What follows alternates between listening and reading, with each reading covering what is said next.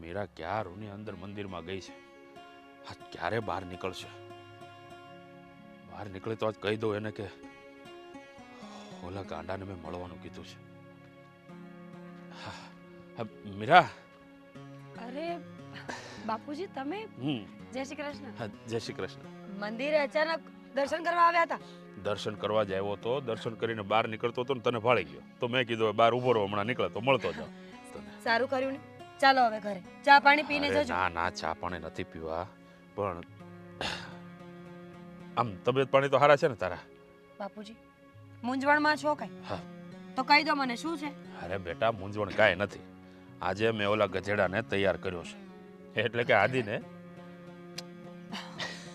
મને થયું કે ગધેડાને શું કામ તૈયાર કર્યો હશે? આજે આદિ તને મળવા આવવાનો છે. મળવા માટે? હા એ કહેતા હતા કે ફ્રી થશે એટલે આવશે, પણ એ ફોન મેસેજ તો કરતા જ નથી.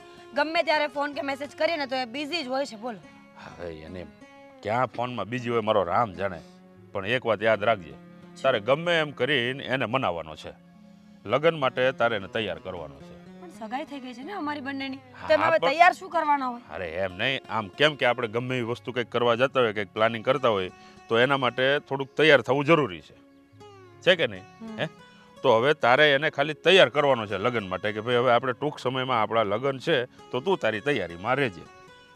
મતલબ એ એમ કે ના હમણાં લગ્ન નથી કરવા, આમ નથી કરવાનું, તેમ નથી કરવા, તો તારે એને તૈયાર કરવાનું કે ભાઈ તારે હવે તૈયારી શરૂ કરી દે, ટૂંક સમયમાં આપણા લગ્ન થવાના છે.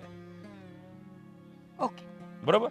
એટલે બીજું કાંઈ તારે વિચારવાનું નથી. તારે એક જ કામ કરવાનું, એ ગધેડો તારી પાસે આવે, મતલબ કે આદિ તારી પાસે આવે. બાપુજી કઈ થયું છે? ક્યાંક એવું તો નથી ને કે લગ્ન કરવા માટે ના પાડતા હોય? તો વાંધો ને, બાકી ના પાડે ને તો ટાટિયા ભાંગીને લગ્ન કરાવો, ખબર છે? એવું જ કંઈક કહેતો હતો શું? એની ઈચ્છા નથી હમણાં લગ્ન કરવાની એવું, એટલે હું તને કહું છું કે તું એને તૈયાર કરજે. એ તો કહેતા હતા કે હમણાં છે ને નવો બિઝનેસ ખોલ્યો છે ને તો સમય નથી રહેતો, એટલે વાત નથી થતી, અને લગ્ન કરશે ને તો એ બિઝનેસ પાછો અટવાઈ પડશે. એક વાત કહું મીરા તને, હા મને કંઈક ડાળમાં કાળું લાગે છે.